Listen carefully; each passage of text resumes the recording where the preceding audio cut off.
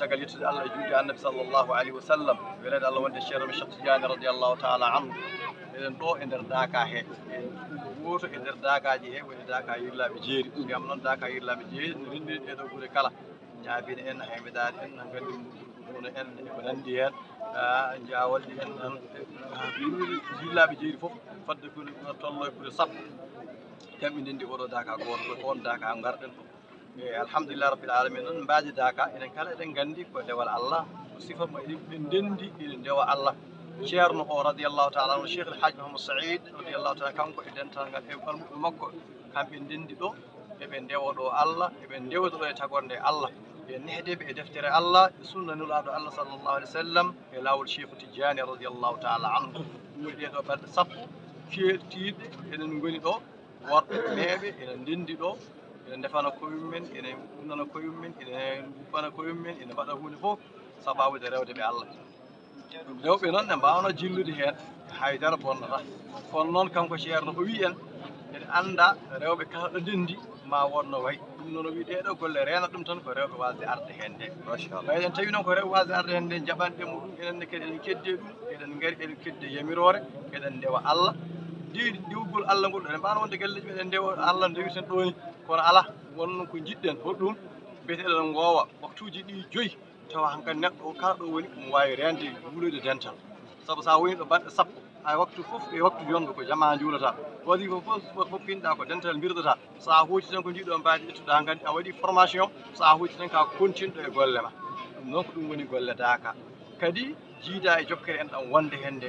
jokkere en ɗam ne ɗo mawde nde ganduɗa hawnide jiya bandiraɓe ɓe gona Nouadhibou ɓe gona Dakar taw ɓe ɗo yidirde ɓe weeɓani ɓe gona Gambie ɓe gona to yidirde ɓe weeɓani no fulɓe fayi sarade kono nde ɗo rendirde woni rendinde ene rendiri tagore Allah nde fof ha tengtino e leñol fulɓe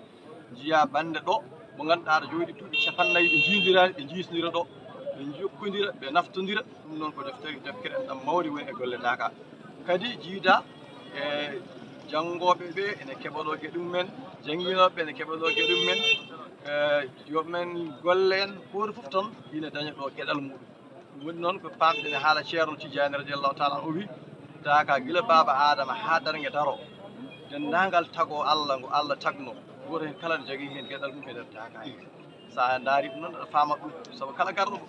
a yiyat tan garɗa ɗo ko a addani haydara haade ma hoode nawta ha heewa nawta jawdi nawta barke nawta duuji nawta cellal fof ala ko heɓata hoɗo kumtal haajuji ɗum noon ko yettere Allah e ko heddi ko noon golle daka kam enen fof en jiino ko yirɗen ni tawɗon ɗo ko yimɓe ne jangga alqur'ana ɓeene goni e sayfiyaji ɓeene goni e salat al fatiha ɓeene goni e yaman adhara jamila fof noon ko yamirode ceerno o radiyallahu taala anhu nde o yiiti daka o susiri daka o woni ɗo on kadi o nehi tagonde ɗum hatta noon alɓe goto fof ina yiiɗi barkinora e tampande ɓe mbiya hande min jiɗi ko dawandema nokku guesa ma naggam min dawanma nokku ma naggam kono kanko o hirjini en koye ɗeɗo golle dewal Allah ngal ɗum noon woni tawɗon ɗo ko yimɓeɓe hen goto foof ne yamira kala ɓurra iyanke bawɗo alqur'ana 24 heures taw a dañi kamil sa ronki a ronki balɗe tati sa ronki a ronki haade ma hodde kam taw a dañi silke mbete yimɓe usto e jewte he mbete yimɓe usto e dayiraji he yimɓe usto e gueɗe goɗɗe ɗum woni noon ɓe so bini tan caggal nde ɓe ummiti jama ɓe garti ɗo ɓe kacciti ɓe gasni ɓe dentat ɓe mbaɗa silki alqur'ana kamɓe fof ɓe denda ɓe duwo so ɓe gayni duwaw mabɓe on kala goto fof kadi ko hattani jokkan hoore mum golle mum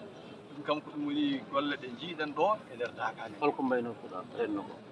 e ceerno Issa eɗen mbaynoro rendo ngo tan wiide yo Allah jaɓan en e oɗo daka yo Allah kadi wattudini kadi mo wuuri yo Allah junnan en gurdam ceerno radiyallahu taala anhu eɗen mbiya tan bandiraɓe yo goto fof wattu ga haqqille mum moƴƴi wonanne kadi saktoɓe ɓe saroɓe ɗum ɓe yo Allah heɓan moƴƴere saabu onon goni feññinde ko ganduɗa koko suuɗino yimɓe ne jiiya goto fof so yii ɗum jaran ɗum arde ha ɗo daña hen onon kadi on dañi hen gueɗal moɗon te kadi ko noon foti wonde kay nder leydi men gonɗen leydi Sénégal en jii yimɓe woɓɓe ɗum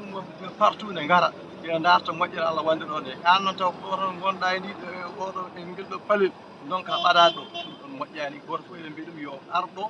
yiya ko yiyete ko daña ko dañete ko naftoro nafta hoore muɗum ɗum ɗon eɗen mbiya Allah waɗa en moƴƴere allahumma salli ala sayyidina Muhammad